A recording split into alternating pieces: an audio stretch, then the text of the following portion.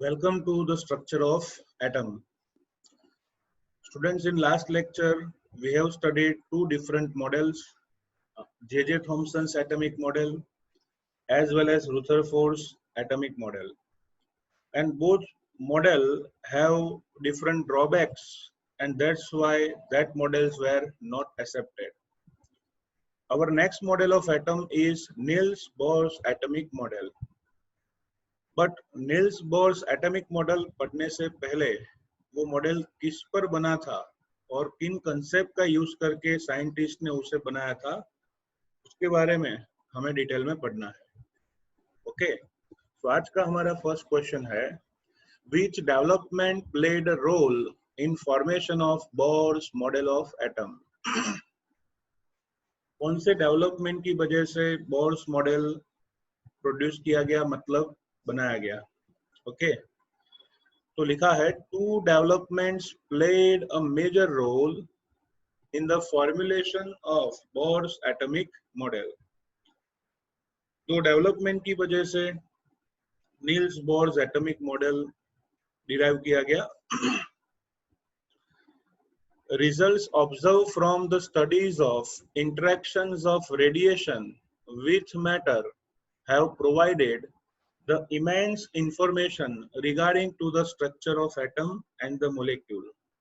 जब भी कोई मैटर पर रेडिएशन इंसिडेंट करे, इसे बोलते हैं interaction of radiation with matter. उसके रिजल्ट की वजह से हम एटम और मोलेक्यूल के स्ट्रक्चर के बारे में जान सके. ओके, मीनिंग समझिए, results observe from the studies of interactions of radiation with matter have provided immense information regarding the structures of atom and the molecules. Okay, matter पर रेडिएशन के इंटरेक्शंस, उसकी वजह से जो रिजल्ट मिला, ऑब्जर्व किया, उस पर से बोर एटॉमिक मॉडल टिका हुआ है. बेसिकली दो डेवलपमेंट थे जिन पर पूरा Niels Bohr's atomic model accept हुआ. पहला है dual character of the electromagnetic radiation. बच्चों, जब भी इस चैप्टर में आपको ऐसा कहा जाए इलेक्ट्रोमैग्नेटिक रेडिएशन, तो आपको सोचना है लाइट के बारे में.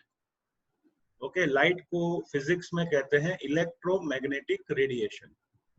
सो यहाँ लिखा है dual nature of electromagnetic radiation. आपको पता है पूरा विश्व जो है, पूरा वर्ल्ड दो चीजों से बना है. फर्स्ट है पार्टिकल, दूसरा है वेव. तो ये दोनों नेचर लाइट में होते हैं, बराबर. आपको ऐसा ही होगा माइंड में कि लाइट इज अ रेडिएशन, लेकिन ऐसा नहीं है. Light is also having particle nature. So first point था dual character of the electromagnetic radiation, which means that radiation possess both wave-like and particle-like properties. Okay, जो radiations हैं उनको wave और particle दोनों नेचर होता है. हम प्रूव भी करेंगे. Second one, experimental results regarding atomic spectra. Atomic spectra का मतलब मैं आपको शॉर्ट में समझाऊं तो हमारे रूम में आर्गन ट्यूब है, तो उसमें से विप प्योर निकलेगा, जैसे व्हाइट रेडिएशन एमिट होता है. आप स्ट्रीट लाइट देखोगे तो उसमें आपको ऑरेंज या फिर गोल्डन येलो कलर की लाइट मिलेगी, जिसे आप देख सकते हो. तो उसका रेडिएशन डिफरेंट है. क्यों? क्योंकि उसमें एटम डिफरेंट है. So experimental results regarding atomic spectra which can be explained by assuming quantized energy levels in atom. मतलब डिफरेंट एटम्स का स्पेक्ट्रा डिफरेंट होता है क्योंकि डिफरेंट एलिमेंट या एटम की कॉन्फ़िगरेशन में लेवल ऑफ एनर्जी होता है. एक सिंपल एग्जांपल है, हाइड्रोजन का स्पेक्ट्रा हम पढ़ेंगे तो आपको वायोलेट कलर का रेडिएशन मिलेगा. क्यों? क्योंकि इसका इलेक्ट्रॉन ऑलरेडी फर्स्ट ऑर्बिट में ही होगा, वो कहीं और जंप मार के वापिस आने वाला है. सोडियम का इलेक्ट्रॉन थर्ड ऑर्बिट में होगा, क्योंकि आप 10th में पढ़े हो 281, तो थर्ड में से वो एक्साइट होके बाहर की ऑर्बिट में जाएगा और वापिस आएगा. तो उसकी एनर्जी का डिफरेंस डिफरेंट होता है। तो मीनिंग शॉर्ट में समझाऊं, डिटेल में आगे पढ़ेंगे। Experimental results regarding to atomic spectra which can be explained by assuming quantized electronic energy levels in atom. Quantized मतलब fixed energy level of atom. तो इन दोनों कंसेप्ट पर टिका है नील्स बोर्स एटॉमिक मॉडल। पहला वाला dual nature of the radiation, second one quantized electronic energy levels in atom. Okay, so let us see first one। बच्चों, electromagnetic radiation के दो नेचर्स होते हैं, first is wave nature and second is particle nature. तो हम पहले wave nature की side आगे बढ़ेंगे। ओके, क्वेश्चन पूछा जाता है, according to electromagnetic theory of Maxwell, what happens when charge particle accelerated, या फिर व्हाट इज इलेक्ट्रोमैग्नेटिक रेडिएशन। फिर से, जब भी एक्सेलरेटेड चार्ज पार्टिकल मोशन में होता है तो क्या होगा, या फिर व्हाट इज इलेक्ट्रोमैग्नेटिक रेडिएशन। दोनों का आंसर सेम है। जेम्स मैक्सवेल, उसको सिर्फ मैक्सवेल भी लिख सकते हो। Maxwell was the first to give a comprehensive explanation about the interaction between the charged bodies and the behavior of electric and magnetic field। Maxwell first scientist था जिन्होंने charge particle which is accelerated और electric magnetic field के बीच में relation derive किया था। उन्होंने कहा, when any charge particle is in motion and accelerated, जब भी कोई चार्ज पार्टिकल मोशन में होता है, एक्सेलरेटेड होता है, तो अपने साथ साथ वो मैग्नेटिक और इलेक्ट्रिक फील्ड भी प्रोड्यूस करेगा। क्या प्रोड्यूस करेगा? Magnetic field and electric field. Okay, और दोनों फील्ड उसके साथ ही चलते हैं, उसके साथ ही चलते हैं। When electrically charged particles moves under acceleration, alternating electric and magnetic fields are produced and transmitted। Alternating electric and magnetic field are produced and transmitted। जब भी चार्ज पार्टिकल मोशन में एक्सेलरेट होता है तो अपने साथ साथ वो दोनों फील्ड प्रोड्यूस करेगा, electric field and magnetic field, और वो अपने साथ ले जाएगा, मतलब they are also transmitted। These fields are transmitted in the atom in the forms of waves। Okay, ये जो फील्ड्स हैं, इलेक्ट्रिक और मैग्नेटिक फील्ड, वो वेव फॉर्म में आगे बढ़ते हैं, और ऐसे वेव्स को कहते हैं इलेक्ट्रोमैग्नेटिक वेव्स। ओके, तो बहुत सिंपल सी डेफिनेशन है। When electrically charge particle is accelerated, alternating electric and magnetic both fields are produced and transmitted, and these fields are transmitted in the forms of waves, and that's why they are called electromagnetic waves। उनको electromagnetic waves कहा जाता है। Okay, क्या कहा जाएगा? Electromagnetic waves. तो James Maxwell ने electromagnetic theory ऐसे दी थी। इसके साथ साथ हमारा नेक्स्ट क्वेश्चन है, VSQ है, व्हाट इज लाइट। लाइट क्या होती है? तो बच्चों, आपको पता नहीं होगा, लेकिन in earlier days Newton scientist ने 19th सेंचुरी में प्रूव कर दिया था कि light has a particle nature. Okay, आपको अब तक पता नहीं होगा कि लाइट हैज पार्टिकल, लेकिन 1800 से लेके 1900 के बीच में न्यूटन साइंटिस्ट ने प्रूव किया था light has particle nature. In earlier days light was supposed to be made of particles in 19th century। Light is the form of radiation। Maxwell ये कहता है कि light is the form of radiation. Newton ने कहा light particle है, और James Maxwell ने कहा लाइट रेडिएशन है।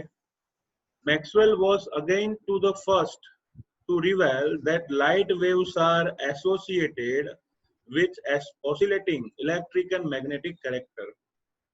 पहली बार मैक्सवेल साइंटिस्ट ने प्रूव किया था कि लाइट वो एक्चुअली मैग्नेटिक और इलेक्ट्रिक फील्ड के साथ साथ ऑसिलेट होती है, इसके साथ मैग्नेटिक एंड इलेक्ट्रिक फील्ड के साथ। तो बच्चों लाइट का दोनों नेचर होता है, first is particle and second is wave nature, मतलब radiation. Understood? Our next question is explain properties of electromagnetic wave. Electromagnetic waves की प्रॉपर्टी एक्सप्लेन कीजिए। अगर आपको पूछा जाता है मैक्सवेल्स इलेक्ट्रोमैग्नेटिक थियरी एक्सप्लेन करो, तो पहले डेफिनेशन लिखो, फिर लाइट की डेफिनेशन लिखो और आगे कैरेक्टरिस्टिक ऐड कर दो। ओके, तो हम इलेक्ट्रोमैग्नेटिक रेडिएशन, उसके कैरेक्टरिस्टिक के बारे में सोचेंगे। ओके, तो देखो भाई, मैक्सवेल साइंटिस्ट ने इलेक्ट्रोमैग्नेटिक रेडिएशन को कुछ ऐसे एक्सप्लेन किया था। उन्होंने कहा कि सपोज कोई चार्ज पार्टिकल है, जैसे कि हमारा इलेक्ट्रॉन, वो चार्ज पार्टिकल एक्स एक्सिस पे मोशन में है और एक्सेलरेशन हो रहा है, तो इसलिए लिखा है direction of propagation of charge particle. ये है origin of Cartesian coordinates. X axis पर चार्ज पार्टिकल एक्सेलरेटेड है, इसलिए लिखा है direction of propagation. Okay, direction of propagation is in x axis. Now as you know that y axis is perpendicular to the x and z is perpendicular to the xy. तीनों axis एक दूसरे से 90 angle से जुड़े हैं। तो अगर x is the direction of propagation of accelerated particle, so on the y axis पे ये आप देख सकते हो वेव क्रिएट हुआ है। This is magnetic field component. ये क्या है? मैग्नेटिक फील्ड का कंपोनेंट। चार्ज पार्टिकल एक्सेलरेट होने से दो टाइप के वेव्स प्रोड्यूस होंगे, पहला मैग्नेटिक फील्ड, दूसरा इलेक्ट्रिक फील्ड। तो मैग्नेटिक फील्ड वेव फॉर्म में आगे बढ़ेगा।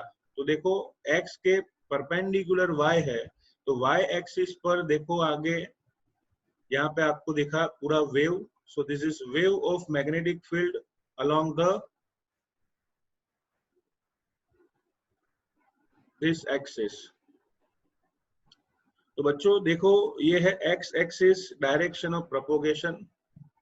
y एक्सिस पे आपको दिखेगा, देखो ये y एक्सिस है, उस पर आपको दिखेगा magnetic field. You can see this is magnetic field. Okay, 3D image है इसलिए 2D में ड्रॉ करना थोड़ा डिफिकल्ट लगेगा आपको, लेकिन प्रैक्टिस करोगे प्रॉब्लम नहीं है। तो एक्स एक्सिस पे चार्ज पार्टिकल आगे बढ़ा, ओके, फिर वाई एक्सिस पे मैग्नेटिक फील्ड का कंपोनेंट मतलब वेव आगे बढ़ रहा है, और जेड एक्सिस पे इलेक्ट्रिक फील्ड आगे बढ़ रहा है। जेड एक्सिस पे इलेक्ट्रिक फील्ड आगे बढ़ रहा है। ठीक है, अंडरस्टूड? इसकी इंपॉर्टेंस क्या है?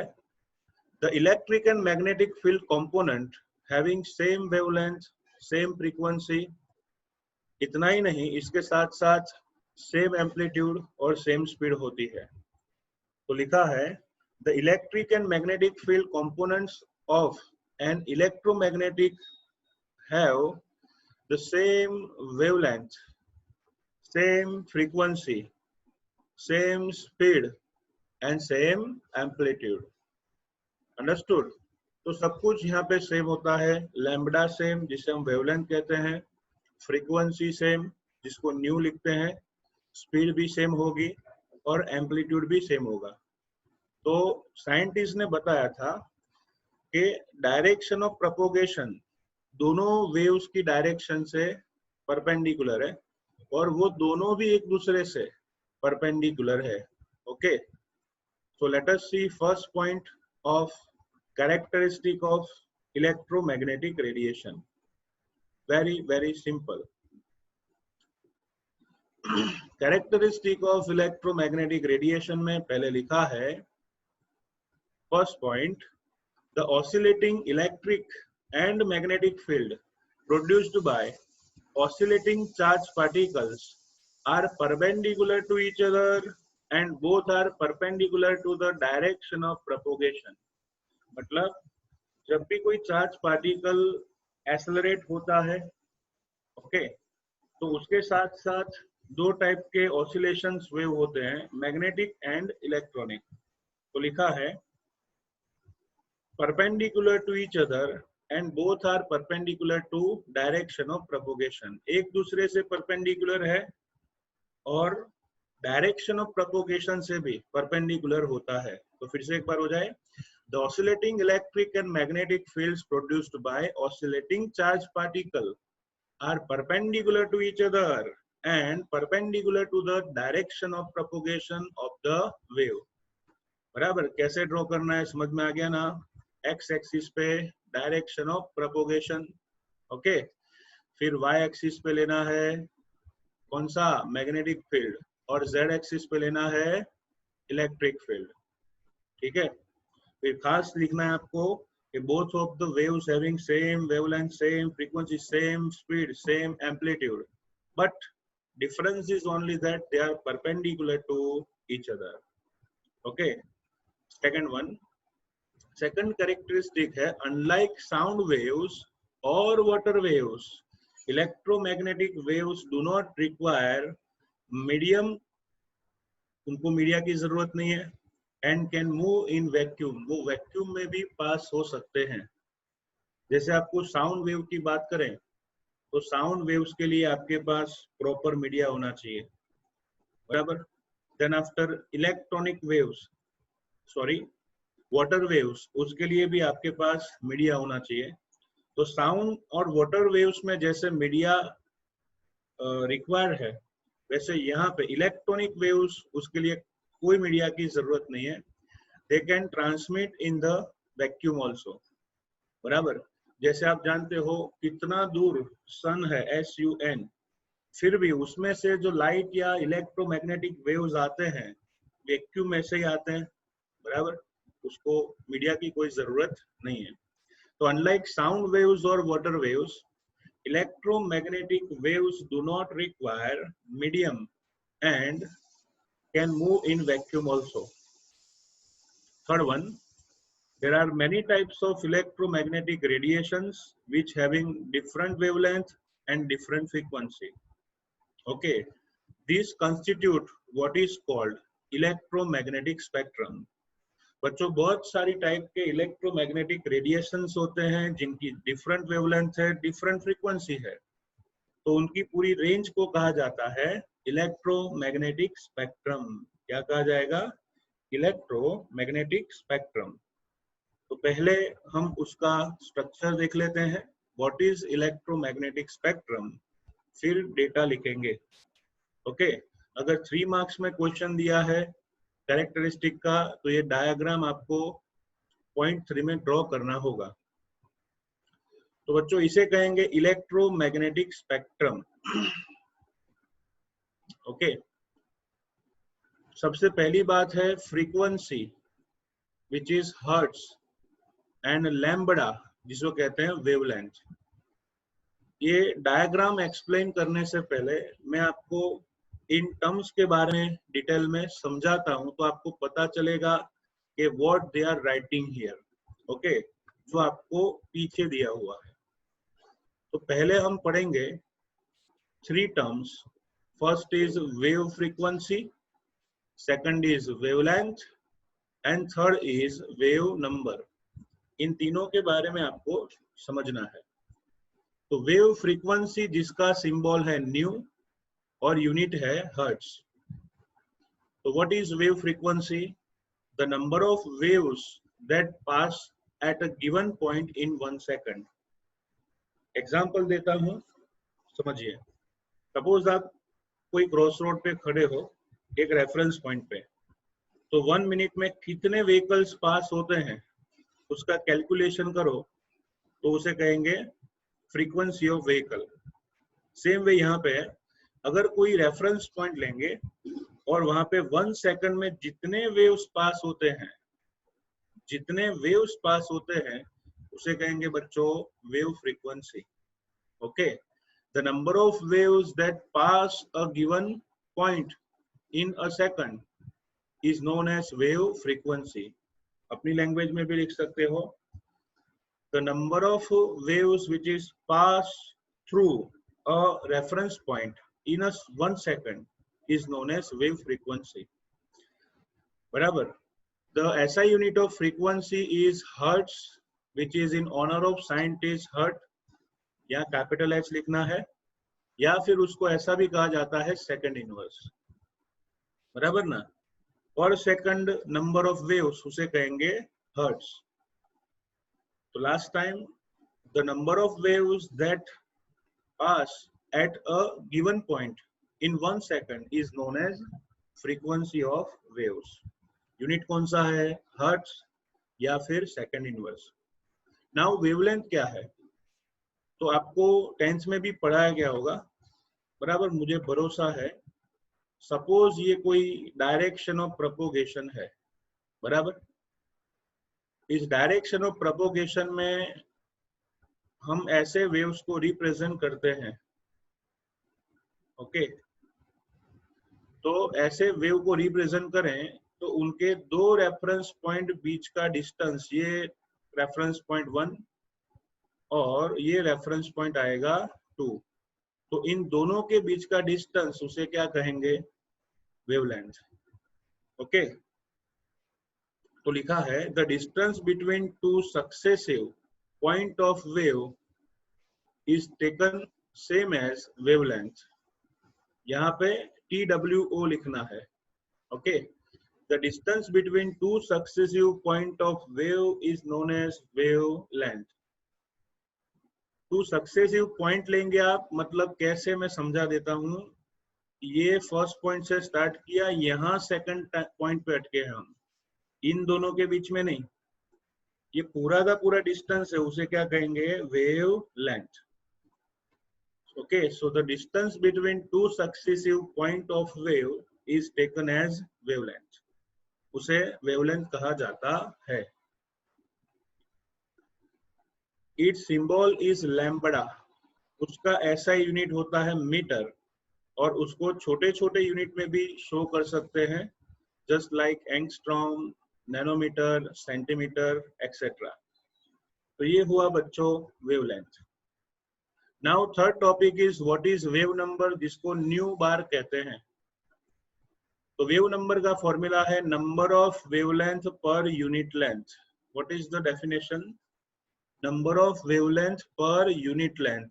1 यूनिट लेंथ में कितना नंबर ऑफ वेव्स है उसे क्या कहेंगे, वेव नंबर. उसका सिंबल है स्टूडेंट्स न्यू बार.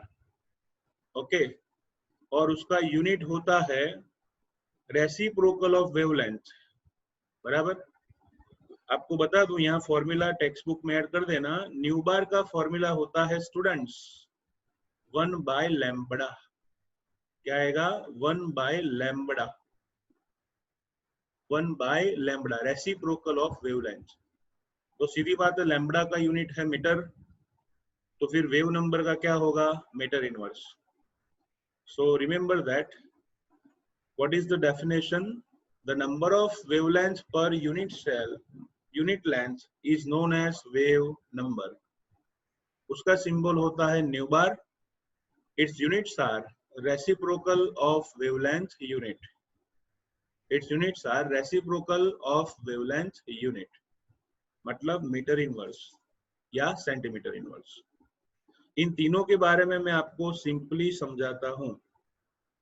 आप वेव फ्रीक्वेंसी वो तो आप जानते हो, वेवलेंथ और वेव नंबर में क्या डिफरेंस है मैं आपको समझाता हूं. देखो, आप जिस रूम में बैठे हो, जनरली सबके घर में आप 2 फुट वाली टाइल्स होती है, ठीक है, और आपका घर का जो मेन हॉल है वो 20 फीट जितना वाइड है और लेंथ है उसकी. तो 20 फीट लेंथ है उसकी, अंडरस्टूड. तो हर एक टाइल्स की लेंथ कितनी होगी, 2 फीट. बराबर, तो 2 फीट क्या हुआ, वेवलेंथ. और अपने पूरे रूम की दोनों वॉल के बीच में कितनी टाइल्स आप लगा सकते हो, तो 2 मल्टीप्लाई बाय 10 20 हो गया, तो 10 टाइल्स लगाई ना आपने, तो उसे कहेंगे वेव नंबर। समझ में आ गया? 2 फीट क्या है? वेव लेंथ, और पूरा नंबर ऑफ टाइल्स कितना है उसमें? 10, तो 10 क्या होगा? Wave number. बराबर। तो तीनों डेफिनेशन एक बार समझ लें। The number of waves that pass a given point in 1 second, it is known as wave frequency. ऐसा यूनिट है हर्ट्ज या फिर second inverse. Wavelength, the distance between two successive point of wave is known as wavelength.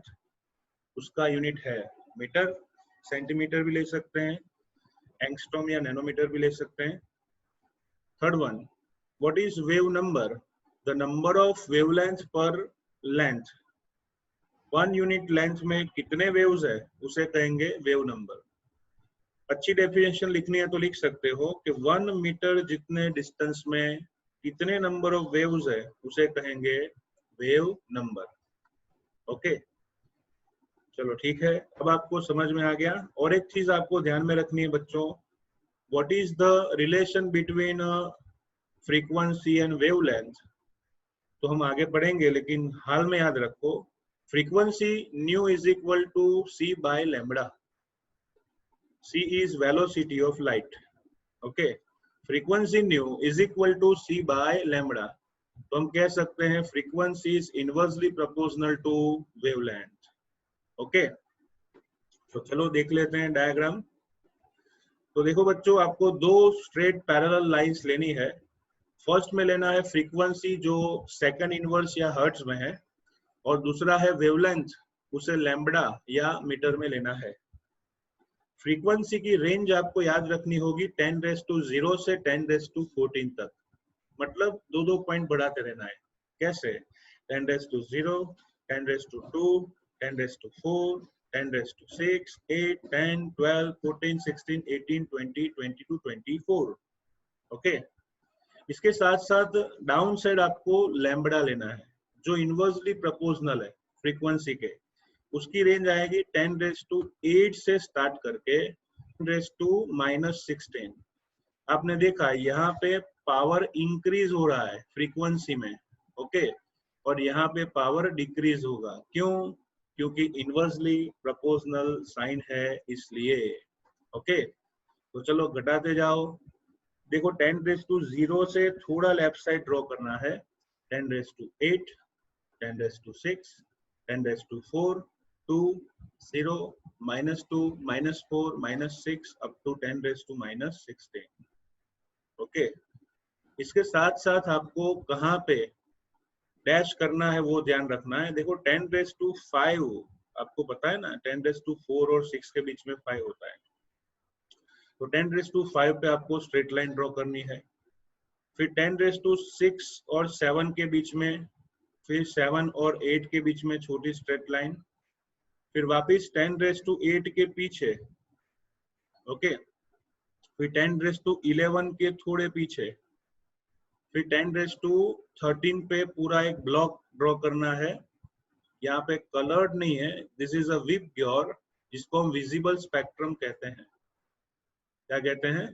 Visible spectrum. 10⁻15 पे आएगा। फिर 10⁻16 उस पर, उसके पीछे आपको ड्रॉ करना है। ओके, फिर 10⁻19 के पीछे आपको ड्रॉ करना है ब्लॉक। लास्ट में 10⁻22 है, उसके पीछे दिया नहीं है लेकिन आपको ड्रॉ करना है। ओके, और 10⁻24 ऐसे ही। बराबर।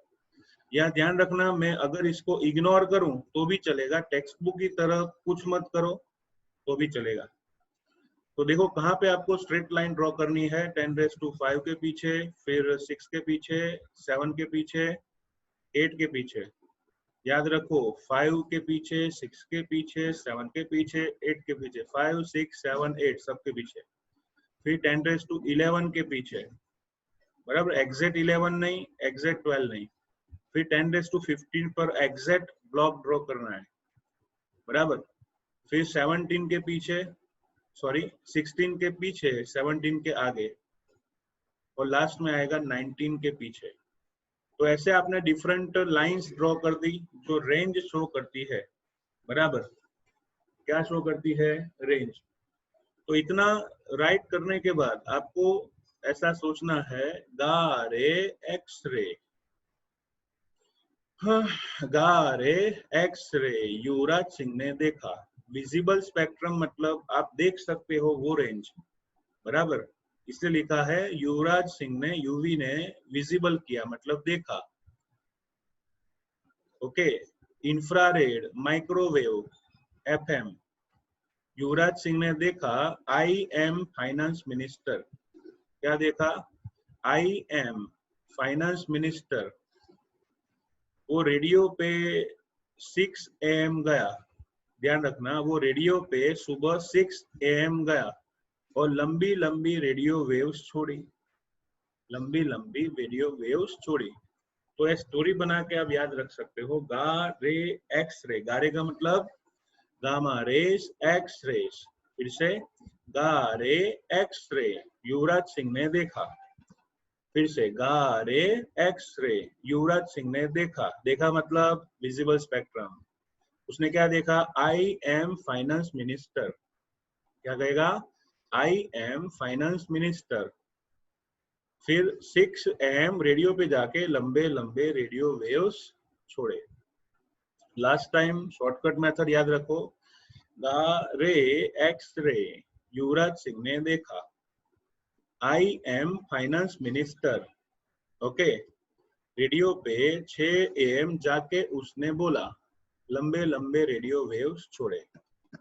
तो this is remember method for electromagnetic spectrum. ठीक है, इसमें थोड़ा नॉलेज के लिए बता दूं, एफएम को कहते हैं फ्रीक्वेंसी मॉड्यूलेशन और एएम को कहते हैं amplitude modulation. Okay, frequency modulation, amplitude modulation. Visible spectrum में यहाँ पे ध्यान रखो, वेवलेंथ आएगी 400 नैनोमीटर से 750 नैनोमीटर। ओके, यहाँ से स्टार्ट होना है वीब ग्योर, वीब ग्योर, यहाँ पे लास्ट में 750 पे आएगा रेड कलर। कौन सा कलर, रेड। तो अच्छी तरह से एक दो बार ड्रॉ कर दीजिए, बराबर। ये ड्रॉ करके आपको उसमें से कुछ डेटा ही लिखना है। जैसे देखो बच्चों, आएगा रेडियो फ्रीक्वेंसी, नीचे आपने देखा था 6 बजे गए थे ना युवराज सिंह, तो 10⁶ हर्ट्ज वो ब्रॉडकास्टिंग उसमें यूज किया जाता है। माइक्रोवेव रीजन, माइक्रोवेव रीजन को ऐसा मत सोचिए कि वो माइक्रोवेव में यूज होता है, वो नहीं है। ये 10⁻10 हर्ट्ज है जो रडार में यूज होता है, बराबर। प्लेन हवा में लटका हुआ है, कोई प्रॉब्लम है तो रडार से कांटेक्ट किया जाता है, that is called microwave region. Infrared region, infrared का मतलब है बच्चों 10⁻13 हर्ट्ज, जो माइक्रोवेव में रियली यूज होता है हीटिंग के लिए, बराबर। फिर अल्ट्रा वायोलेट रीजन जो सनलाइट का एक कंपोनेंट है, वो 10⁻16 हर्ट्ज में आएगा।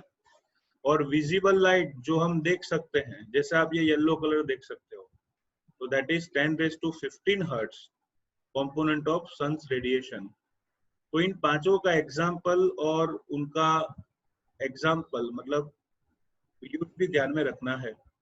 ब्रॉडकास्टिंग में रेडियो फ्रीक्वेंसी आएगी 10⁻6 हर्ट्ज, रडार में आएगा 10⁻10 हर्ट्ज माइक्रोवेव रीजन, हीटिंग में 10⁻13 हर्ट्ज इंफ्रारेड रीजन, 10⁻16 हर्ट्ज उसमें आएगा अल्ट्रा वायोलेट, 10⁻15 हर्ट्ज उसमें आएगा विजिबल लाइट। दोनों कंपोनेंट ऑफ सन रेडिएशन है, ठीक है। चलो आगे बढ़ते हैं।